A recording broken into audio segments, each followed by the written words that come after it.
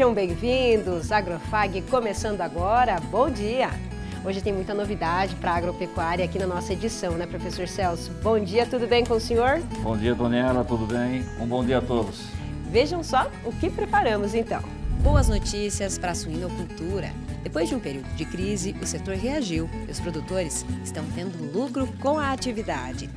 Nós estamos no 16º mês trabalhando com lucro na atividade, depois de 42 meses de prejuízo. Os criadores já estão planejando investimentos para a melhoria das granjas. Fazer a reforma, ajeitar, organizar, porque vai sobrando uma crialinha ali, um dinheirinho, a gente vai conseguindo ajeitar as coisas de novo, né? E a expectativa é de um cenário ainda melhor para o ano que vem. O ano de 2025 já foi um ano muito bom, mas eu acho que 2026 é um ano que promete bastante e eu acredito que vai ser um ano muito bom para a suinocultura e esperamos que realmente seja. Pastagem com Tifton misturado a um mix de cobertura beneficia a nutrição dos animais e também a saúde do solo. No estúdio, especialistas explicam como funciona esse sistema. A apresentadora Olga Bongiovanni pergunta sobre o fruto da palmeira e o Agrofag responde. A Isa vai trazer informações sobre o cultivo de agrião na hidroponia. Na Fazenda Escola, teve o plantio de milheto com o uso de drone. E olhem só, essa pastagem usada na alimentação dos animais. É a forragem verde hidropônica e o cultivo é feito em estufas. A técnica é uma novidade no Brasil e você vai saber mais sobre ela no Agrofag de hoje, que está só começando.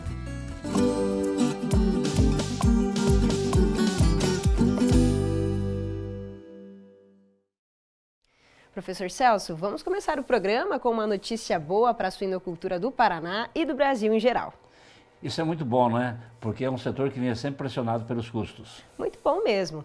Esse está sendo um ano bastante positivo para os suinocultores. O preço que eles estão recebendo pelos animais vem reagindo desde janeiro, aumentando as margens de lucro dos produtores. E a expectativa é de que o ano que vem possa ser ainda melhor.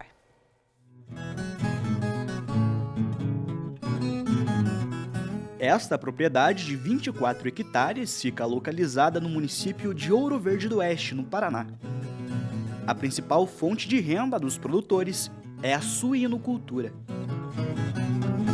A granja possui 5 barracões e tem capacidade para abrigar até 3.500 animais.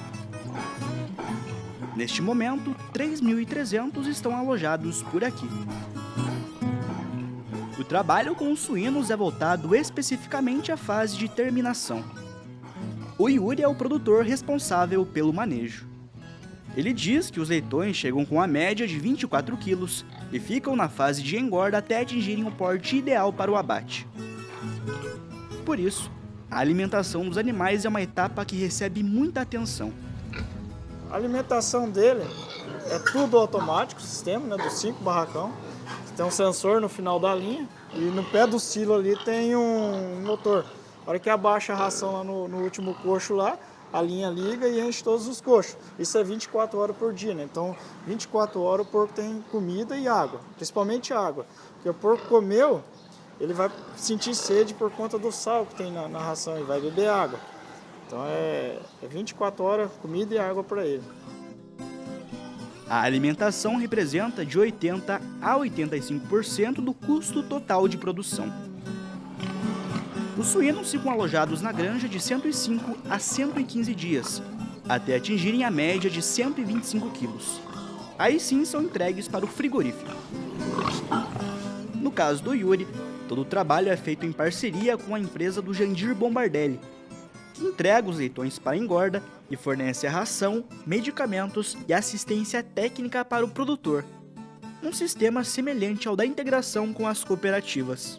Esses animais são vendidos vivos para frigoríficos independentes, frigoríficos que não possuem sistema de integração de suínos. Então nós temos uma parceria com 4 frigoríficos, onde fornecemos os suínos gordos toda semana. Além do Yuri, outros 12 produtores participam desse sistema. Eles recebem o pagamento por animal e ainda têm participação no lucro sobre cada leitão. O produtor integrado ele recebe por animal terminado, então o valor ele é baseado numa tabela onde entra os índices de mortalidade, conversão alimentar, e também a empresa repassa 5% do lucro do suíno para o produtor. A remuneração obtida com os lotes vendidos do ano passado para cá está agradando o produtor. Hoje varia aí para nós aí um preço do suíno aí de 40 a 50 reais, né? Varia ali. Por animal. Por animal a gente ganha hoje. E aí mais os 5%, que daria Isso. quantos mais ou menos por mês ou por lote? Hoje, vamos dizer por lote, né? Porque a gente faz por lote, né? Hoje varia aí por cabeça aí, vai dar uns 7, 8 pila por cabeça do lucro ali, né? Por animal. E esse valor no ano passado era menor ou... Na verdade, no passado não tinha, né? Porque a gente vivia numa crise, num prejuízo, né? Então a gente não tinha esse valor. Agora está tendo, agora que está vindo esse valor para a gente. Por isso que a gente fica mais animado de trabalhar com suíno, né? Estamos recebendo esse valor. Então antigamente não existia isso aí. Era mais difícil. Segundo o Jandir, esse bom momento da suinocultura se deve principalmente à redução nos custos de produção, mas também ao aumento das exportações e do poder de compra do consumidor. Hoje a suinocultura independente, a suinocultura como um todo vive um bom momento. Nós estamos no 16º mês trabalhando com lucro na atividade, depois de 42 meses de prejuízo, 16 de lucro. A atividade hoje ela se mantém bem rentável, com margens entre 15% e 20% de lucro. Há uma expectativa assim, que essa fase boa dure mais tempo, claro, tendo as variações de preço, subindo, descendo, mas sempre num patamar superior ao custo. Então, isso é uma alegria porque passamos um momento muito difícil na atividade. O Yuri já faz planos para aproveitar a boa fase. A hora é de recuperar um pouco do prejuízo. Fazer reforma, ajeitar, organizar, porque vai sobrando uma crialinha ali, um dinheirinho, a gente vai conseguindo ajeitar as coisas de novo, né? Vamos se alinhando, né? E vai erguendo de novo, que estava caído, que por causa do preço ruim, das condições que estavam no passado, as coisas vai decaindo. Agora a gente consegue subir de novo, né? Alinhar as coisas de novo, né?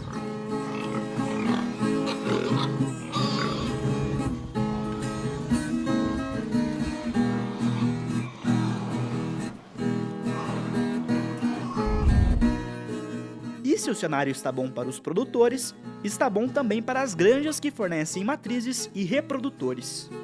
Esta, em São Pedro do Iguaçu, também no oeste do Paraná, trabalha com melhoramento genético e vende animais para todo o Brasil. Jorge é médico veterinário e um dos proprietários. Ele explica que o objetivo é oferecer material de qualidade para o criador, agregando valor à produção. Nossa granja ela é de ciclo completo, então tudo que nós produzimos aqui é comercializado para o mercado independente, não temos vínculo com nenhuma cooperativa ou agroindústria. A gente entende que o pequeno produtor ele precisa de um material genético de qualidade para que ele consiga ter uma remuneração melhor na sua atividade. Porque a principal ferramenta que você tem para transformar a ração em carne, que é aquilo que o produtor vai vender, é a genética. E se os resultados alcançados este ano foram bons, para o futuro a expectativa é ainda melhor. Nos últimos meses deu uma aumentada boa, a procura por material genético está muito boa. Isso em virtude, eu acredito, pelos preços estarem favoráveis, tanto do preço do suíno quanto o preço dos insumos, né, do milho e farelo de soja. Eu estou vendo o ano de 2026 com bons olhos, eu acredito que vai ser um ano muito bom. O ano de 2025 já foi um ano muito bom, mas eu acho que 2026 é um ano que promete bastante. Eu acredito que vai ser um ano muito bom para a suinocultura e esperamos que realmente seja. Segundo o DERAL, o Departamento de Economia Rural da Secretaria da Agricultura do Paraná, em setembro deste ano o produtor recebeu em média R$ 7,16 pelo quilo do suíno vivo, superando em R$ 1,39 o preço de custo de produção. Esse foi o maior valor registrado no ano.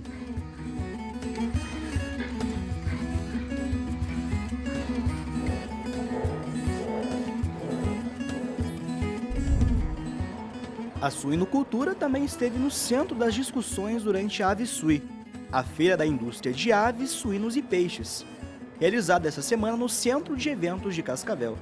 O encontro reuniu produtores independentes do sul e sudeste do país.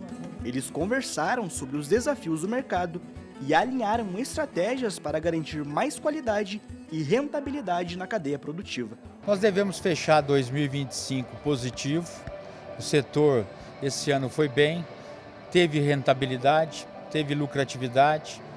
O diagnóstico para 26, ele tem alguns pontos que precisam ser mais analisados.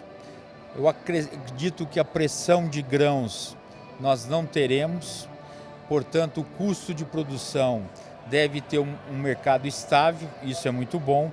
A exportação, o Brasil está exportando muito bem, vai continuar exportando. Nós devemos já ser o terceiro maior exportador de carne suína o ano que vem, ultrapassando o Canadá. Portanto, o mercado externo aquecido, o mercado interno pelo menos estável, as condições para 26 são favoráveis.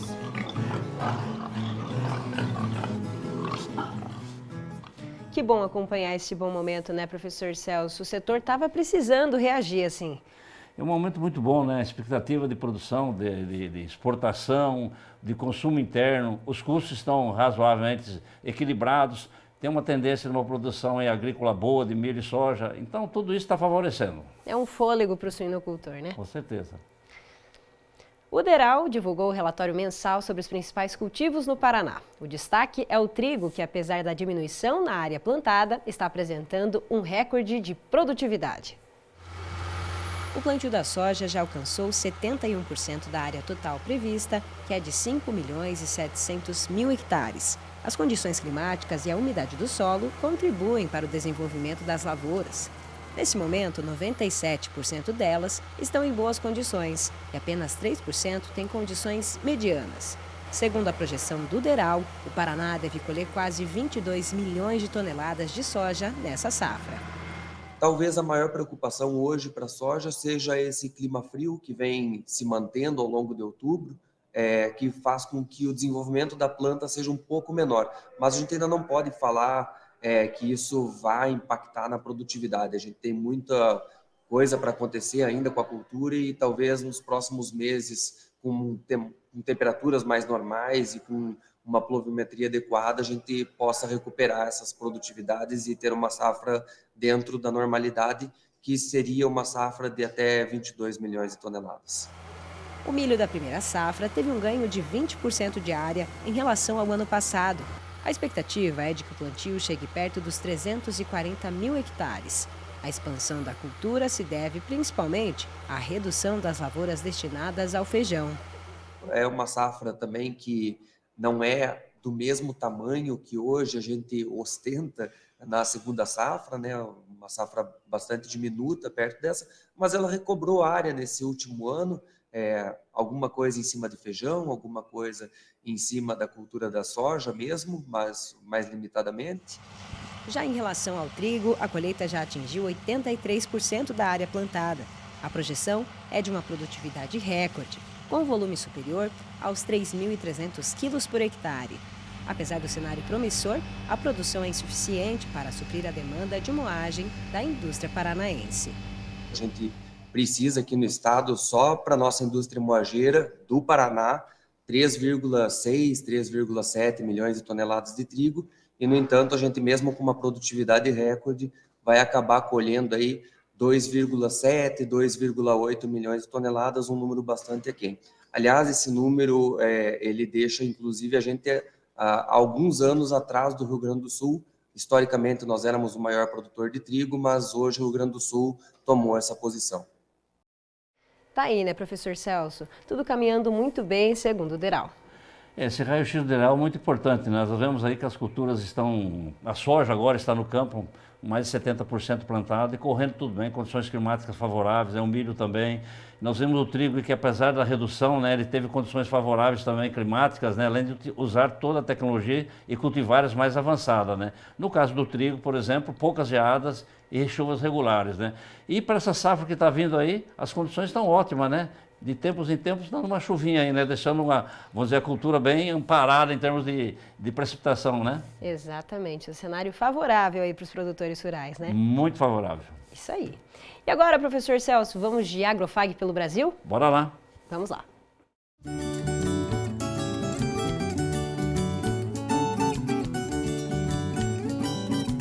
Hoje nós vamos tirar uma dúvida de uma amiga do Agrofag que está bem pertinho de nós. É a apresentadora Olga Bongiovanni. Olha só, ela mandou um vídeo pra gente perguntando sobre os frutos de uma espécie de palmeira. Vamos ver. Olá, Antoniela e professor Celso. Hoje eu estou aqui para fazer uma pergunta, preciso de ajuda.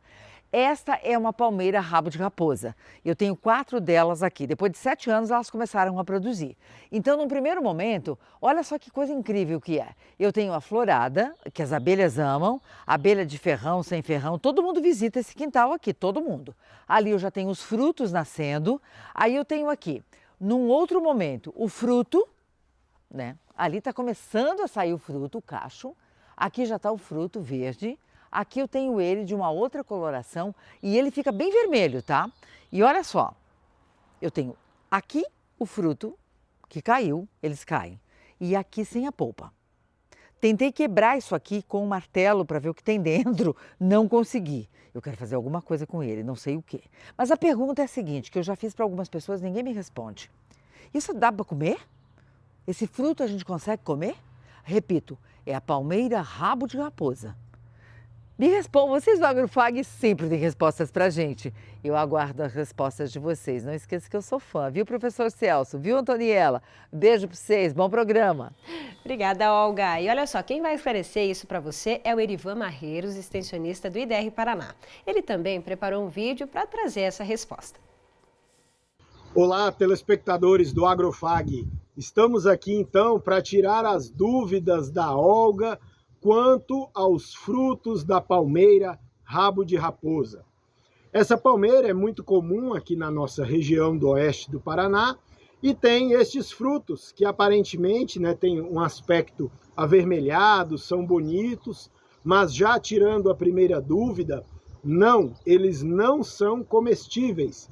Eles possuem algumas substâncias que podem causar problemas gastrointestinais, náuseas, vômitos em quem vier a consumi-los. Então, pessoas e animais não devem ingerir esse fruto. A segunda dúvida é com relação aos frutos secos que ela mostrou. O que é essa estrutura extremamente dura? Na verdade, quando o fruto carnoso, qualquer fruto que tenha alguma quantidade de polpa, é considerado um fruto carnoso.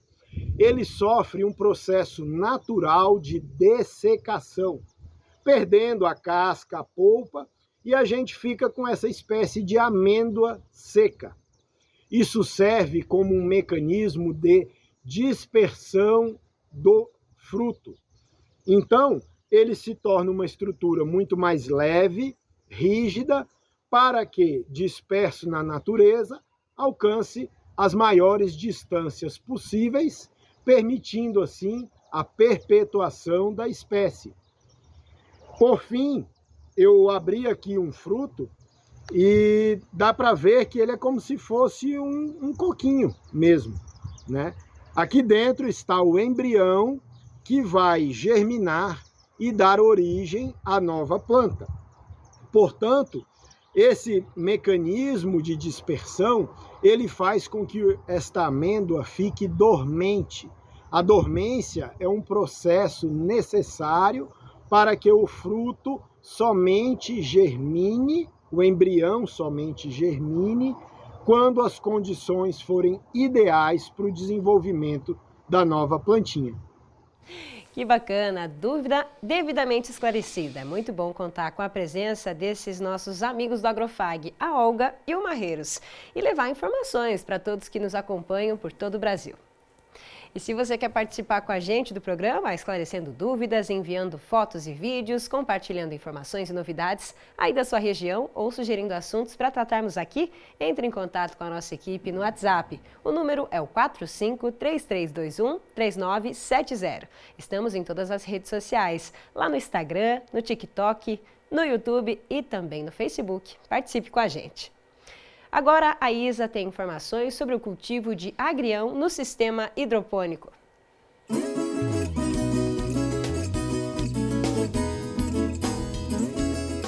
O agrião é muito apreciado por ser levemente picante e também por ter um alto valor nutricional. Presente em saladas, sucos verdes e receitas saudáveis e de baixo teor calórico. Uma característica que tem aumentado o interesse dos produtores é que o agrião é uma cultura de ciclo rápido e resposta eficiente quando cultivada em ambientes bem manejados. Nos últimos 3 meses, iniciamos na Fazenda Escola o cultivo no sistema hidropônico. O período foi de adaptação para compreender o comportamento dessa folhosa no ambiente protegido. Ajustamos parâmetros como pH, condutividade elétrica, densidade de plantio e frequência de circulação da solução nutritiva. Após esses ajustes, já estamos conduzindo o cultivo com mais segurança e estabilidade, colhendo plantas mais uniformes, macias e com excelente desenvolvimento radicular. Essa evolução mostra como a curva de aprendizado da hidroponia é rápida e eficiente quando o manejo é bem monitorado. O cultivo exige luminosidade adequada, solução nutritiva equilibrada e monitoramento constante da lâmina d'água para manter o bom desenvolvimento das plantas. O ciclo curto, geralmente entre 30 e 40 dias, permite colheitas frequentes e folhas de alta qualidade, reforçando o valor dessa cultura, tanto para o consumo quanto para o aprendizado técnico dos estudantes. A produção de agrião em hidroponia apresenta vantagens importantes. A principal delas é a qualidade superior das folhas, que permanecem mais limpas e livres de contato com o solo, reduzindo a necessidade de lavagem e minimizando perdas no pós-colheita. O ambiente protegido também diminui a pressão de pragas e doenças, especialmente aquelas associadas ao excesso de umidade no solo, o que resulta em plantas mais sadias. Outro ponto positivo é a alta uniformidade do cultivo, já que as plantas recebem água e nutrientes de forma constante, permitindo ciclos produtivos, contínuos e mais rápidos. Antes da transição para a hidroponia, o agrião era cultivado diretamente no solo da Fazenda Escola.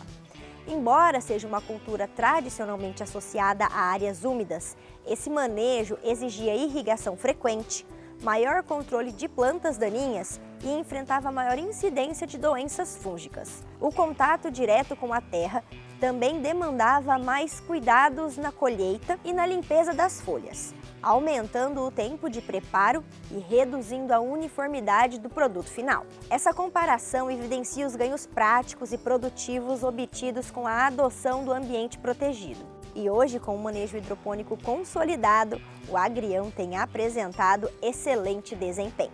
No Brasil, a Embrapa mostra que o agrião representa cerca de 7% do grupo das hortaliças folhosas.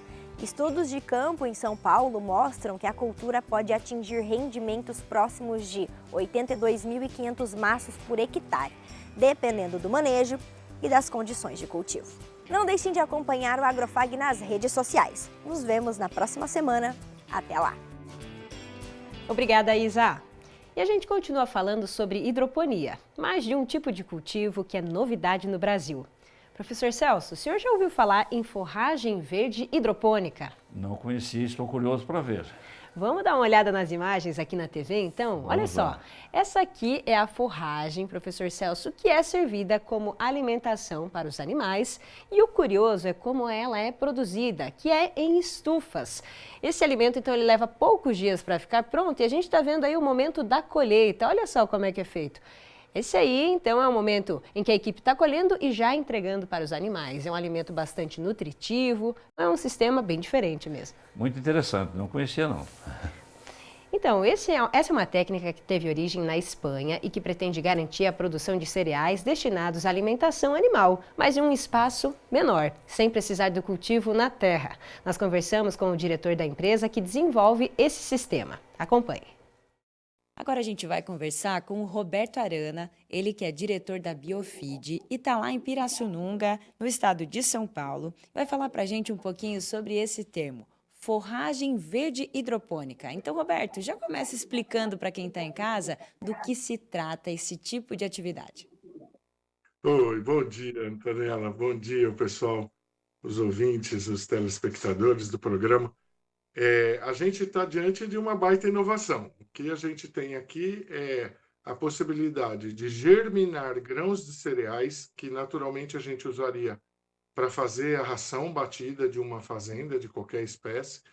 E ao germinar esses grãos, produzir, além do verde, que é uma consequência natural de quando a gente molha um grão, ele germina e vira um pasto, entre aspas, agregado de muito nutriente. Não só, nesse caso, energia, que seria o natural da base, né, do amido de qualquer grão, mas em proteína, que é o nosso milagre, converter amido em proteína dentro de um ambiente climatizado, produzindo indoor, para que a gente deixe São Pedro de férias, sem interferir sobre a nossa produção e, ao mesmo tempo, entregar quantidades enormes de comida numa área muito pequena. E como a gente controla a temperatura, controla a ventilação, controla a quantidade de água e a luz, a genética da semente faz o resto, né? Entregando nessa velocidade uma quantidade tremenda de comida. Roberto, então para explicar, né, as opções aí do que vocês trazem, essas estruturas podem ir dos 25 metros quadrados até mais ou menos uns 380 metros. Eu queria que você explicasse para que tipo de produção, criação vai ser destinado então cada um desses tamanhos. Olha, as menores unidades, que são as que entram numa tenda piramidal de 25 metros quadrados, 5 por 5, ela vai produzir 150 quilos de forragem dia. Ela é suficiente para um pequeno rebanho. A gente pode falar aí de 10 a 15 animais adultos, se for grandes ruminantes, ovinos, podendo chegar até 50 animais. Equinos, como ruminantes grandes, também 10, 15 animais. A gente pode ter uma planta do dobro dessa produção, com 300 quilos, seria o dobro de quantidade de animais, e aí a gente iria para plantas de 700 quilos, 1.000 quilos, 2.000, 3.000, 4.000, 5.000 quilos, que usariam essa estufa grande. A de 5.000 quilos, ela tenderia entre 350 animais adultos e 500 animais. Você vê que aí já é uma produção interessante. Se for gado de leite, seria um grande produtor, né? E a gente entrega acima dessa quantidade, replicando o número de estufas. Então, 2 estufas, 3 estufas, 4. Nunca uma estufa maior, por uma questão sanitária, para proteger, né, a produção e não deixar tudo debaixo do mesmo teto. Mas aí o projeto pode ter 20 estufas, que é o caso do nosso projeto em Brasília. Ele está projetado para 20 estufas em 1 hectare, o que pode produzir uma quantidade de comida absolutamente surreal. O produtor que fizer esse investimento, né, vai ter esse retorno em quanto tempo aproximadamente do que vocês têm visto no mercado hoje? Olha, para a gente fazer o payback, a gente tem usado a lógica só da própria economia de comida, né? Então, a proposta nossa hoje é entregar uma forragem altamente palatável, com uma digestibilidade superior a 90%, com 18% a 20% de proteína bruta, com 80% a 90% de NDT e entre 25% e 30% de matéria seca. São os indicadores do que a gente entrega, que na prática é uma ração verde, uma ração concentrada verde.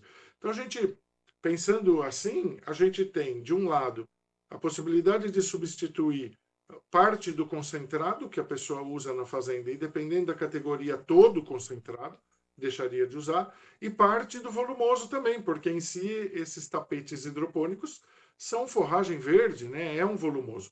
E nessa junção de economia do concentrado e economia no volumoso, a gente chega até 50% de economia na dieta total com tranquilidade.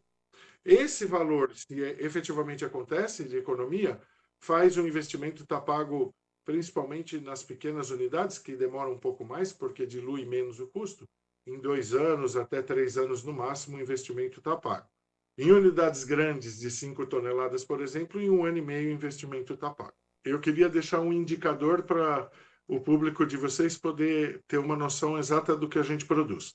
Em 1 hectare de terra, para fazer silagem de milho, que é um volumoso, a base da dieta hoje dos ruminantes, a gente faria, na melhor das hipóteses, com 2 safras, safra e safrinha, 60, 70 toneladas de matéria natural, de massa verde, por hectare em 1 ano.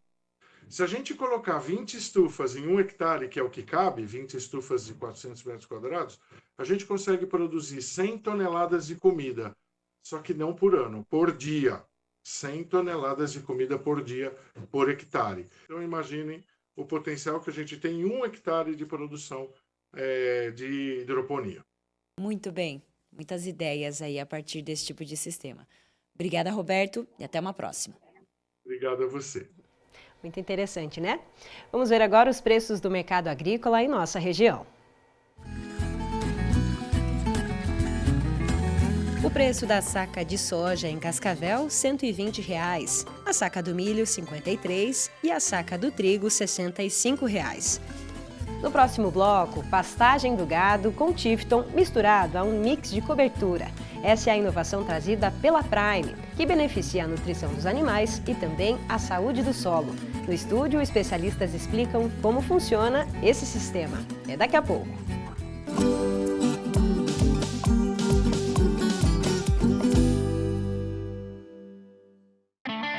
Prepare-se! Em novembro, educação, ciência, tecnologia e negócios se encontram no maior evento agro realizado por uma instituição de ensino no Brasil. Citifarm Fag, 5ª edição. Mais de 60 expositores, leilões de animais, corrida noturna, atrações da cultura rural, premiações e seminários especiais. Venha participar! Citifarm Fag. Evoluir e transformar. Nosso agro realiza.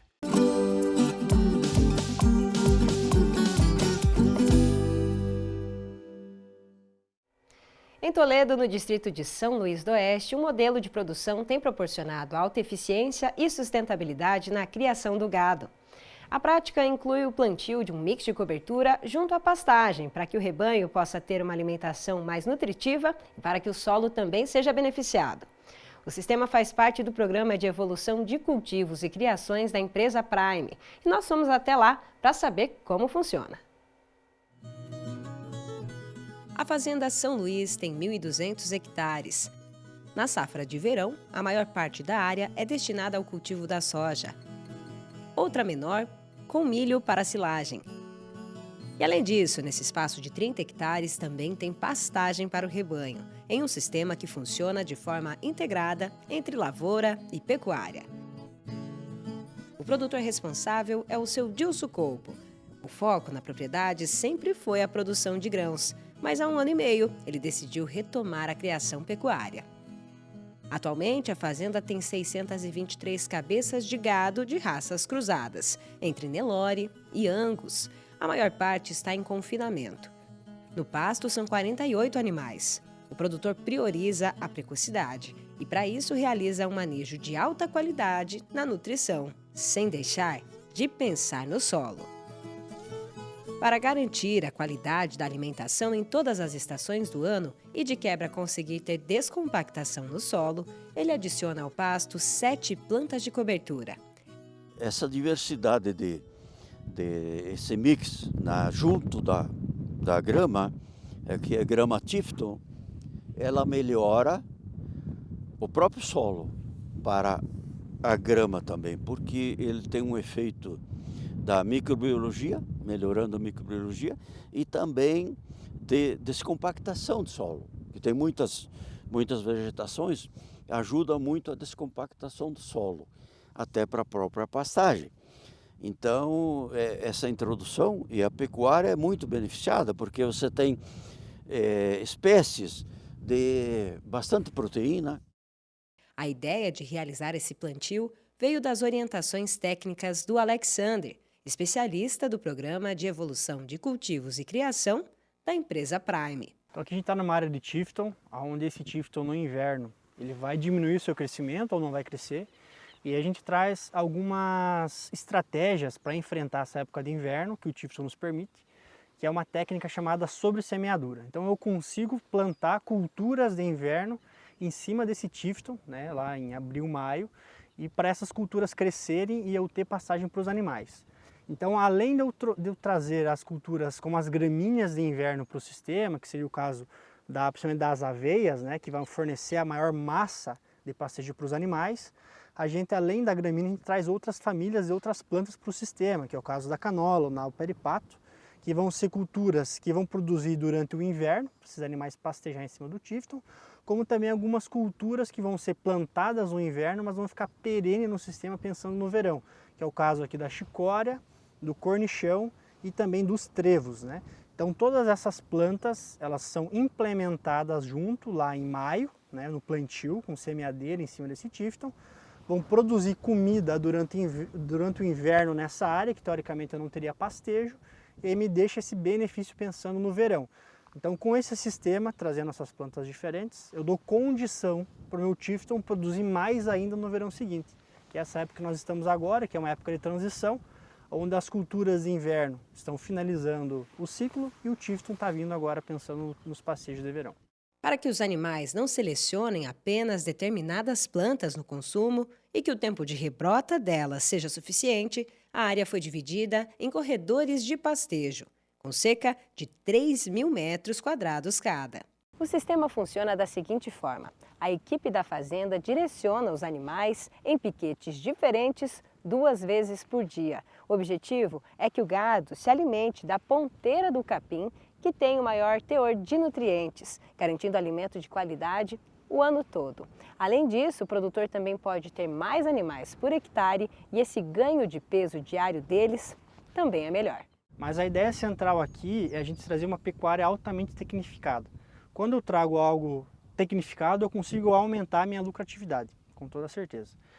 E aí quando nós trouxemos essa proposta para o Dilson, é um produtor referência aqui na região, que ele é adepto a muitas tecnologias e ele entendeu que todo o nosso conceito da pecuária está linkado a uma agricultura regenerativa, com correção de solo, respeitando as plantas, diminuir o uso de adubo químico. Então todo esse conceito ele entendeu e gostou muito da ideia.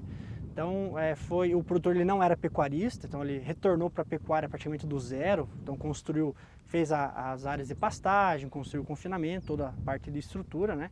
Levou um tempo para se adaptar, treinar a equipe, né, para manejar, fizeram todos acostumados só com a agricultura, com o maquinário, mas foi muito rápido porque o sistema em si é um sistema muito fácil de ser usado, quando você implementa as tecnologias certo e você tem o conceito sendo usado da maneira correta, né? Então hoje, por exemplo, para esses 30 hectares mais o confinamento, são 2 funcionários que tocam, todos os animais, né, quase 700 animais hoje no sistema, né? Então foi um sistema muito fácil e tranquilo, porque o produtor entendeu o conceito da ideia, que é assim essa pecuária com tecnologia, mas voltada muito à questão de solo, né? Correção química, física e respeitando as plantas e os animais. O Ronaldo é o gerente da fazenda e explica que o ganho de peso diário é maior com o uso do sistema. O pessoal que acaba vindo olhar e tal, olhar a fazenda e olhar como é feito, eles até duvidam, né, do como é feito e quanto peso que ele ganha nesse período, né? Mas agora já está a prova, né, que funciona. A gente está 1 ano e meio rodando aí, já teve vários abates, né? E até os compradores que adquirem esses animais deram um parabéns para nós, né? Então estamos contentes aí e almejando aumentar ainda mais a produção.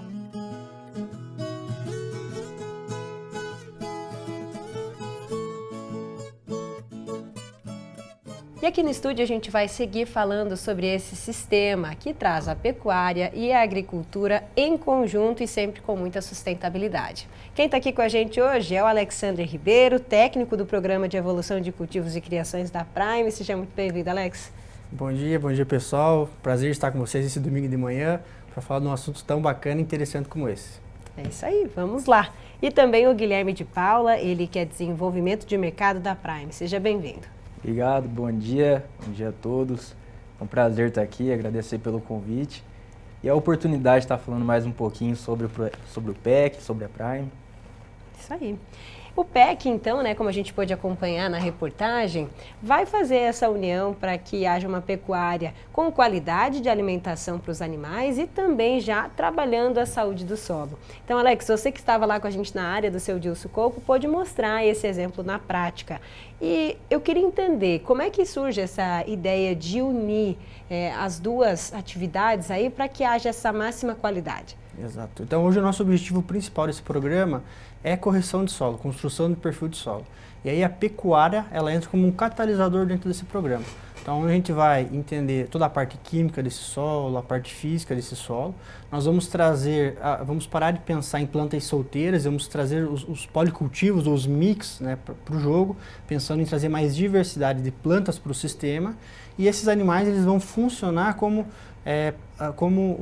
colhedores dessa forragem, para fazer com que essa planta, você vai colher a parte aérea dessa planta, fazendo com que ela estimule, né, esse crescimento radicular, para aí sim acelerar os processos de ciclagem de nutrientes, correção, né. Então, o que é importante? Que toda a parte do pastejo vai estar diretamente interligada com a saúde e correção do solo, porque automaticamente, quando eu tenho um solo bem corrigido, eu tenho plantas bem nutridas e tendo um sistema eficiente de pastejo, eu consigo fazer com que esses animais pastejem a melhor parte da planta e tenham um desempenho maior do que um sistema mais extensivo ou quando eu trabalho em solos mais degradados, né? Então, a gente vai trabalhar essa pastagem, né, com esse mix de plantas como realmente uma lavoura. O produtor vai precisar prestar atenção dessa maneira, né, Guilherme? É tratar desse sistema realmente como algo bastante tecnificado. Exatamente. O programa ele surgiu nessa necessidade. Muito se falava daquele pilar da produtividade, né, do tripé da produtividade, na verdade, onde é um solo quimicamente estruturado, fisicamente estruturado, quimicamente equilibrado, biologicamente ativado, mas de que maneira que a Prime conseguiria integrar tudo isso e seria altamente rentável. Foi aí que surgiu o PEC. Então, hoje, o PEC, a gente pensa muito nisso. Fazer uma análise química do solo, entender quais são os gargalos, o que a gente faz ali para melhorar, olhar para a parte física do solo através de análise e entender quais são os melhores cultivos que a gente pode colocar ali, quais são as camadas compactadas, quais os níveis, para saber quais plantas a gente coloca ali. E aí sim, a gente entender se precisa colocar o animal ou não e qual o benefício que isso vai trazer e que tem rentabilidade. Uhum. É um sistema que vocês estão adequando para uma melhor produtividade do leite ou da rotação de cultura com a soja, se for o caso, né? Esse investimento fica muito caro? Não, hoje a gente sabe que um dos pilares do programa PEC é que ele seja altamente rentável. Então tudo foi pensado e desenhado e é planejado para que realmente tenha uma rentabilidade. Então a gente sabe que por mais que tenha um investimento, isso vai se pagar ao longo prazo.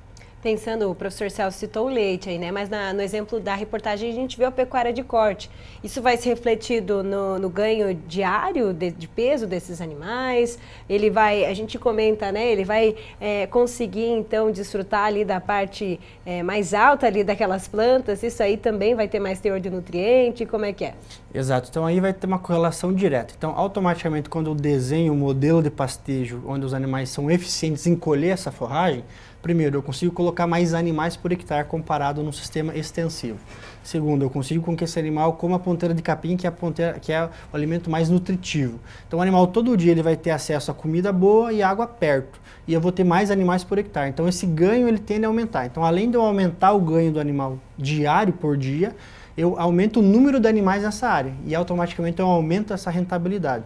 Só que tudo isso ele tem que estar em consórcio, em sintonia, para eu conseguir ser efetivo. Então, para eu ter bastante animal, preciso ter bastante pasto, que precisa de um solo equilibrado para produzir massa. Quer dizer, o manejo talvez seja o ponto-chave de tudo isso, porque, veja bem, você está falando aqui, pela reportagem, você tem sete espécies lá, né? Espécie de verão, precisa de inverno. O gado não vai ser seletivo, vai comer aquilo que é mais gostoso para ele, deixar o outro de lado, vamos dizer assim? Exato. Como que vai funcionar isso aí? Como é que você vai controlar essa seletividade do gado? Então, esse manejo de pastagem é a grande coroação de todo o projeto, porque assim, naturalmente os animais eles têm seleção, isso é natural do animal. Então, como que eu reduzo essa seleção? Trazendo esse modelo de pastejo, fazendo áreas menores, os animais ficando por menos tempo na área, aí assim eu diminuo muito a seleção desses animais por essas plantas. Então, a tendência dentro desse manejo é com que esteja um consumo muito parelho, então de todas as plantas que estão ali nessa composição. Quer dizer, quantidade adequada de animais e o tempo adequado para ficar nessa área, né? Na área adequada, né? O Guilherme, para poder não ter essa seletividade. Exatamente. Se a gente não tem a área adequada para a quantidade de animais e para o tempo adequado que eles vão permanecer naquela área, aí começa assim, ter alguns problemas, como seletividade por plantas, por parte dos animais, até a questão de compactação de solo aí começa a ter um problema. É uma coisa que eu ia pisoteio. Então isso a gente consegue evitar desde que a gente esteja um dimensionamento adequado da área que esses animais vão permanecer. Porque daí a gente consegue trazer o coxo de água para dentro desse piquete, então os animais não se movimentam por longa distância e não tem pisoteio. Isso era uma pergunta, como é que é a estrutura desses piquetes, né? Vocês têm piquetes determinados, porque você parece que em pouco tempo você coloca o animal lá, já muda para outro, para não ver essa seleção. Sim. Como que é essa estrutura? Algo que é muito interessante do projeto é que foi pensado para ser algo prático. Então, para isso a gente buscou algumas soluções. Hoje a questão das faixas de pastejo é toda dimensionada com choque, com eletricidade. E a questão do coxo são coxos móveis de alta vazão, onde a gente consegue movimentar eles de acordo com o lote de animais. Então, conforme o lote de animais vai caminhando ali naquela faixa, a gente vai movimentando esse coxo de água, sabe? O agricultor, então, na verdade, o que a gente está entendendo, o agricultor vai ter que ter um planejamento de manejo muito rígido, né? Porque, pelo que entendi, os animais vão ficar 12 ou 24 horas num piquete e mudar para o outro, né? Então, essas cultivares perenes e não perenes, elas são feitas de acordo com o planejamento de cada região e de acordo com o que se vai colocar em cima do gado. Vocês têm, por exemplo, cultivares que é mais para engorda, outro mais para leite, tem alguma coisa desse mix, alguma coisa diferenciada assim? Sim, com certeza. Até mesmo o modelo, qual que vai ser o modelo de pastejo? Se eu vou plantar em cima de um Tifton, se eu vou plantar numa área de soja, ou, por exemplo, nós temos também mix desenhados, por exemplo, para pastejo que vai vir antes do milho, antes de um soja, então são materiais que têm uma composição diferente, mas tudo voltado para a realidade daquele produtor, para eu conseguir ser efetivo em melhorar aquele ambiente produtivo, né? Para cada região vocês têm um planejamento, um solo mais argiloso, um solo mais arenoso, vocês têm um planejamento. Isso. O planejamento em si como um todo. Então, a recomendação do calcário, da adubação que a gente vai usar... Vocês observam o sistema em si? O sistema como um todo. A planta de cobertura que a gente vai colocar, a espécie, a família que a gente vai colocar no mix, qual que é a finalidade daquele produtor, é gado de corte, é gado leiteiro, o que a gente quer. E já falando nessa questão do aproveitamento, né, até pensando da estação do ano mesmo, né? Então, lá na área do seu Dilso, 100 hectares mais ou menos ele separou para fazer essa integração lavoura-pecuária. Agora no verão ele tem soja, mas chegou o inverno vai fazer mix de plantas. Então, vai ampliar um pouquinho a área ali, né, desse pasto para os animais. Saber quais mix colocar nesse momento também vai ter aí a participação de vocês. Exatamente. E aí, mais importante que isso, Antoniela, nós trazemos o conceito, quando nós falamos em mix, hoje está muito na moda desse trabalho, mas qual que é o conceito que nós da Prime trabalhamos e empregamos? É mais importante, além de eu ter plantas diferentes, é eu ter famílias diferentes. Por quê? Porque o que nós buscamos com esses mix? Todo aquele benefício de solo, né? Então a gente vai falar em aumentar a porosidade de solo, aumentar a infiltração de água e o que é o mais legal? Que a gente vai fazer uma ativação biológica desse solo. De que maneira? A gente sabe que cada família de plantas, ela elimina algo que a gente chama de exudato radicular. E o que é o legal desse exudato no solo? Que ele alimenta diferentes grupos de bactérias. Então, cada família de planta elimina um tipo de exudato que alimenta um grupo de bactérias. Quando eu aumento a minha família de plantas, eu aumento a minha diversidade de exudato e, obviamente, eu dou condição para aumentar a minha biologia de solo. Por isso que nós falamos em ativação biológica. Se eu não tenho famílias diferentes, eu não consigo ser efetivo nessa ação. Muito bem. Eu queria fazer uma pergunta geral para os dois aí, né? A Prime, ela tem a raiz da sua fundação em Toledo. Ela está restrita a isso ou ela conseguiu se expandir para o Brasil todo?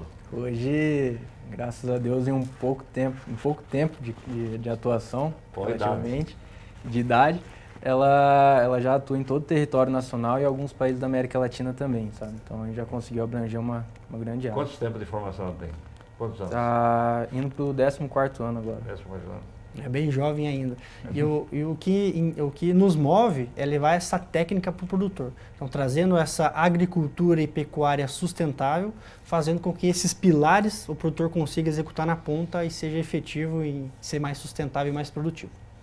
E a gente vai seguir acompanhando esse trabalho da Prime, né? Com certeza. Nos Inovação vemos. Conosco mesmo. Exatamente. E a gente vai se ver no City Farm, né? Esperamos então encontrar vocês novamente no fim de novembro aí no City Farm. Alex, obrigada pelas informações e a gente se vê lá durante o evento. Eu que agradeço, muito obrigado. Guilherme, obrigada também por estar aqui com a gente. Seguimos conversando. Eu que agradeço o convite, estou à disposição. Muito bem. E agora vamos acompanhar como fica a previsão do tempo para os próximos dias.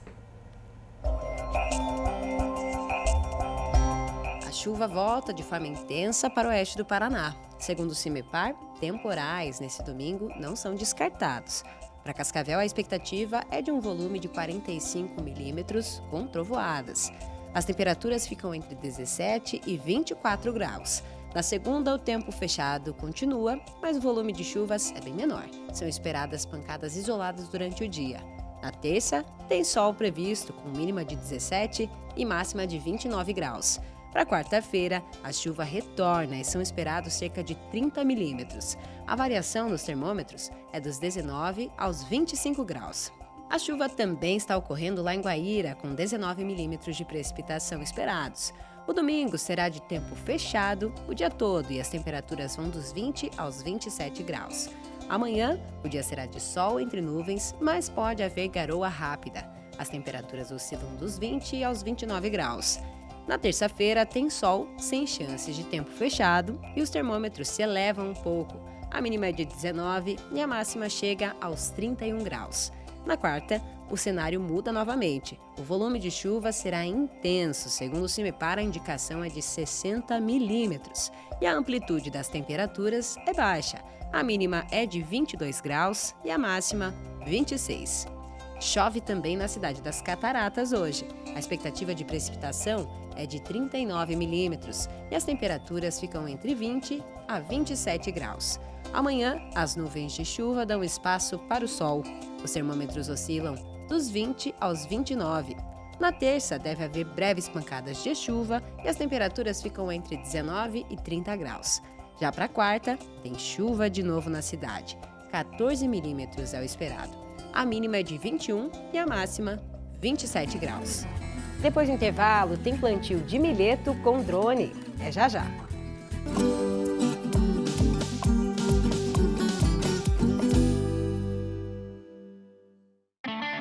Prepare-se! Em novembro, educação, ciência, tecnologia e negócios se encontram no maior evento agro realizado por uma instituição de ensino no Brasil. City Farm Fag, 5ª edição. Mais de 60 expositores, leilões de animais, corrida noturna, atrações da cultura rural, premiações e seminários especiais. Venha participar! City Farm Fag. Evoluir e transformar. Nosso agro realiza.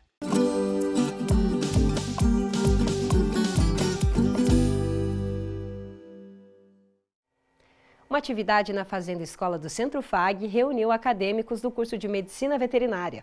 Eles acompanharam um plantio de milheto, uma forragem utilizada na alimentação dos animais. Um trabalho feito com o uso de um drone. Os acadêmicos foram até a Fazenda Escola para acompanhar uma ação feita do alto e combina a tecnologia com a gravidade para espalhar sementes pela lavoura. Essa atividade, diferente no campo, partiu de uma indicação da Sofia. Ela é acadêmica de veterinária e dona de uma empresa de drones e atende os produtores da região. A gente atende desde os pequenos até os grandes produtores, então a gente gosta de fechar contratos assim para a safra e daí a gente trabalha desde a pulverização, então herbicida, fungicida, tudo, e também com a dispersão, daí aveia, trigo, o que quiser. Sofia trabalha junto com o Arthur. Ele é acadêmico de agronomia e fez o mapeamento do terreno um dia antes do plantio. Para esse serviço, usou um drone pequeno. A análise tem a finalidade de identificar o tamanho exato da área, os limites da lavoura, os possíveis obstáculos e também os declives acentuados do terreno. Aqui a gente tem o mapa de voo do drone pequeno, que é o drone de mapeamento, um Air 2S, E nesse mapa a gente consegue visualizar a rota que o drone vai percorrer. Então aqui a gente tem essas linhas verdes, que é a rota, e os pontos, que é os pontos que o drone vai tirar as fotos. Então todas essas fotos elas são georreferenciadas e posteriormente com essas imagens a gente vai levar elas para um computador, vai passar elas por um aplicativo e nesse aplicativo vai gerar para a gente um ortomosaico. O que é esse ortomosaico? Esse ortomosaico é a junção de todas essas imagens gerando uma imagem em HD, que quando a gente compara para fazer o mapeamento com a imagem de satélite é muito melhor, a gente tem uma definição muito melhor e garante para a gente uma precisão muito maior na hora de realizar a pulverização ou a dispersão depois. A partir das informações, é criado um plano de voo detalhado e seguro. O último passo antes da dispersão é a calibração do drone, que é o processo de ajuste do peso das sementes e do fluxo de vazão, garantindo que a semeadura seja mais eficiente. E agora chegou a hora. Arthur começa a distribuir o milheto na área de 2 hectares.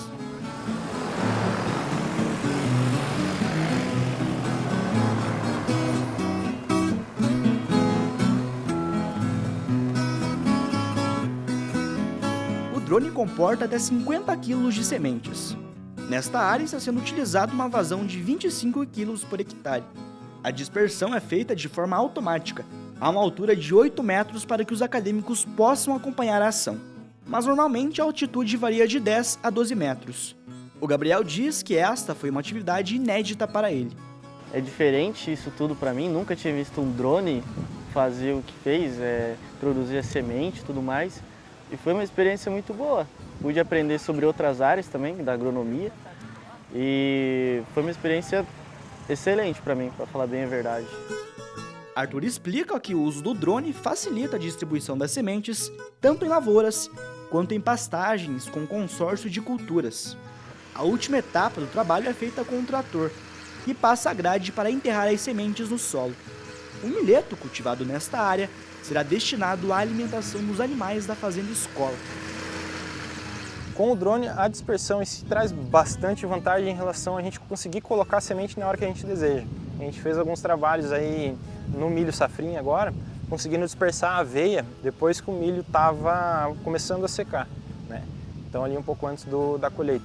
E isso gerou lá para o nosso produtor que a gente atendeu, porque ele conseguiu colocar o gado em cima depois dessa aveia para poder ali ter um pasto para o gado, que a gente sabe que nessa época de inverno é complicado, né?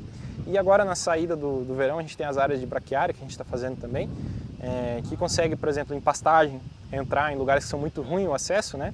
Consegue estar trabalhando. E em áreas de lavoura também, a gente tem agora o consórcio muito famoso, o consórcio milho braquiária, consegue estar fazendo também.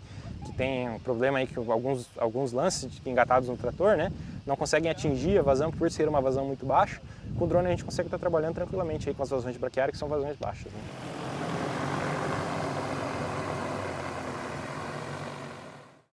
Na quinta-feira foi realizado o 2º Congresso da Academia Brasileira de Ciência Agronômica. Profissionais e acadêmicos de agronomia assistiram a uma mesa redonda sobre sustentabilidade e a importância da pesquisa para o setor.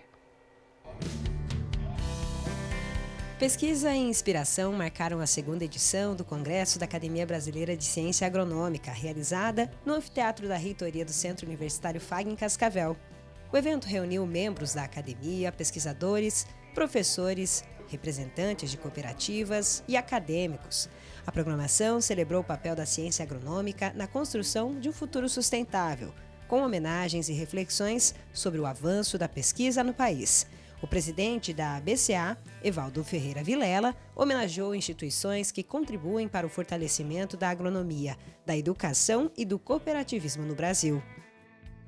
O público também acompanhou o painel Ciência Agronômica, Cooperação e Futuro Sustentável com o pesquisador Décio Luiz Gazzoni, da Embrapa Soja, que falou sobre a integração entre soja e apicultura e destacou o potencial da agricultura brasileira. Vídeos de Maria Ângela Hungria, vencedora do Prêmio Mundial da Alimentação, e de Roberto Rodrigues, ex-ministro da Agricultura e representante do agronegócio na COP30, reforçaram a mensagem de que inovação, ciência e sustentabilidade caminham juntas.